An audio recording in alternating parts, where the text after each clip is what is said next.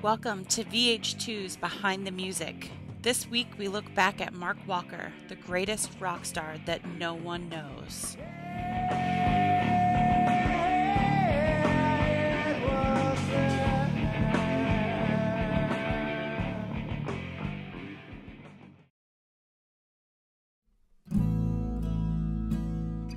Mark Walker was born in a suburb of Washington, D.C. in 1974. Mark got his first guitar at the age of 3, and a few years later he was listening to Lynyrd Skynyrd and AC/DC. During his formative years of high school in the late 1980s, bands such as U2, REM, and Metallica were influential on his budding music career. At just 16 years old, Mark joined his first band. He graduated high school in 1992 when the grunge movement was at its peak.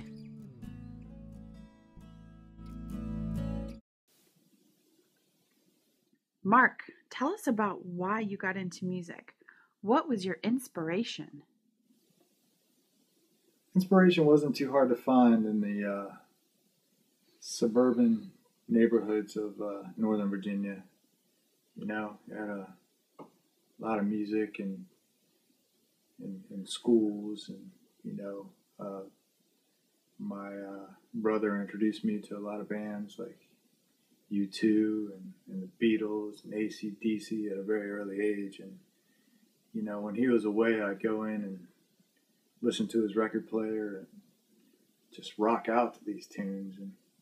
And I think from an early age, I knew that I wanted to be a rock star. I just kind of saw what these guys were doing and heard how they were doing it, and knew that that was what I wanted to do.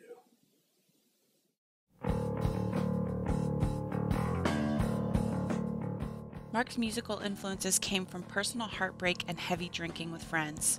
It was during this time that the angst and the depression of grunge bands captured his interest and influenced his style. While his personal life was teetering on the edge, musically, Mark was about to make it big. He played his first live gig in front of 10 people at a local party. This was the heyday of his career.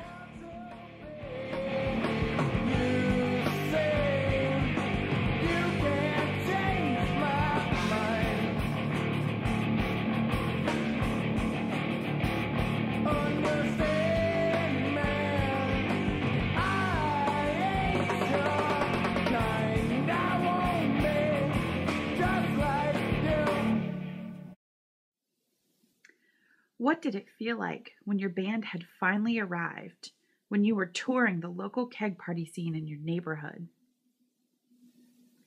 It all happened so fast. It was all a blur at that time. We were like the Nirvana grunge movement. We were like the punk rock movement. We were like, we had something to say. We were young. We were wild. We liked to party. There's 2 or 3 girls at each show. It was incredible. We had an amazing time. We just can't relate it. Just the music and the energy that was flowing at these parties, or maybe the alcohol that was flowing, I don't know. It was just an amazing time. I mean, we were Nirvana. We were Pearl Jam. We were the Beatles. We'd even break out a 12-bar blues song and just ad-lib things. But at that time, we were it.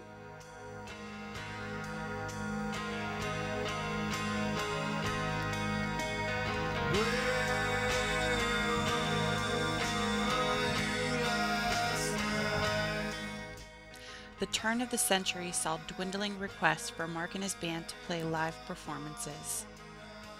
The grunge scene was officially over. During this time, the music had changed and Mark was disenfranchised with the commercialized sound on the radio.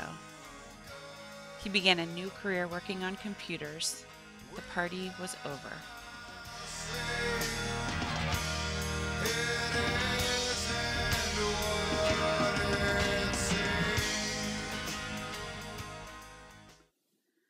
What happened?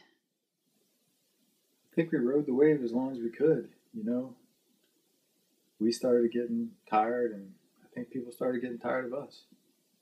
I think we found out that, in order to be a successful band, you have to have something to say.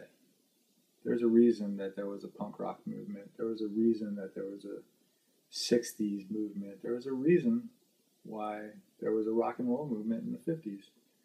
And in the 80s and everything. I mean, we realized that we had gotten a little older. We were a bunch of middle-class kids with a good life. You know, our parents didn't beat us. We didn't have, you know, bombs blowing up in our neighborhood like you two did, and the IRA and everything that they had to deal with. We were looking for something to sing about, and we quickly realized that we didn't really have anything to sing about. We were pretty content. And it was hard, you know. We could cover Nirvana songs, we could cover U2 songs, we could cover Metallica songs, but we realized that we couldn't be them because we didn't feel the same things that those guys did. Those guys had something to say, and I think we didn't. Mark turned his back on music.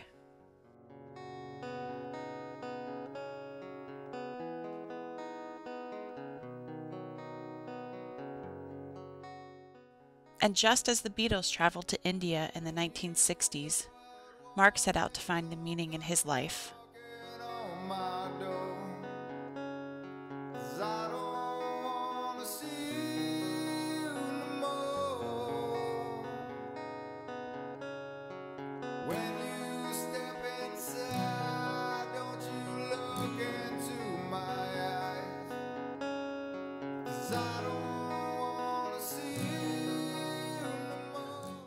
Along the way, he met his wife and started a family.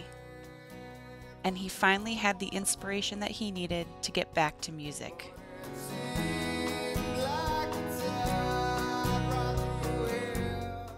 He now peacefully resides near the water, still playing music one night a week with his friends, back in a basement.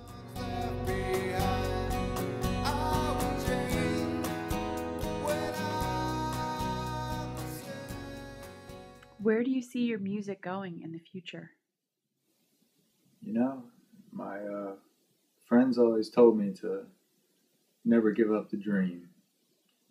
So, you know, we'll keep playing music just to play music. We'll see what happens, you know.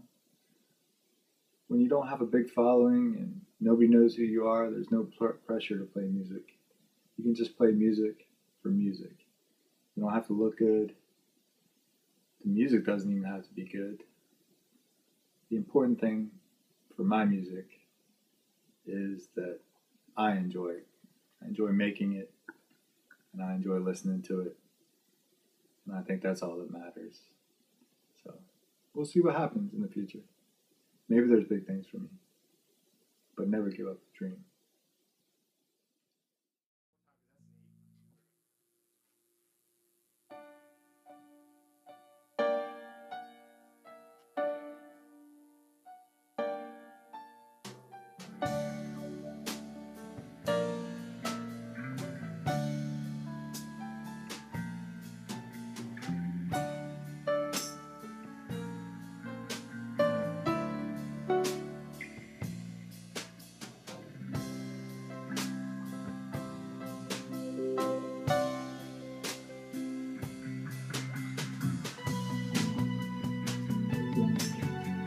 Yeah.